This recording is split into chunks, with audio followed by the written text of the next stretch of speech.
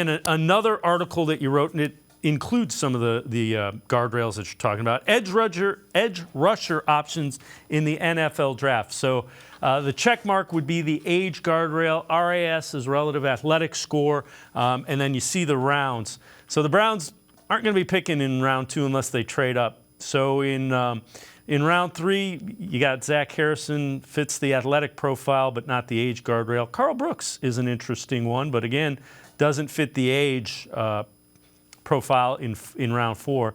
You've got McGuire, Herbig, and Morris, who all fit that sweet spot of the age guardrail. Herbig checks all the boxes for the Browns. And you see, you've broken it down by the rounds that are there. When you look at those 3, McGuire, Herbig, Morris, who kind of makes sense to you there? Yeah, so any of the ones with the yellow dash lines are all perfectly fine to draft. They're in that okay threshold.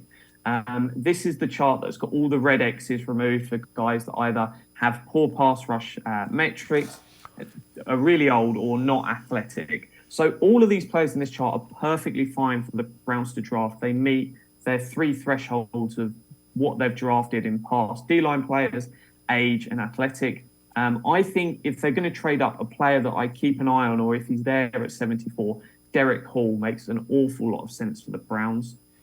Is personally one that I'm keen to keep an eye on. Carl Brooks is one that I think, and McGuire is another one. Nick Herbig, even though he fits all the metrics, is weighing in at 240 pounds, which just seems unlikely for a player the Browns will draft.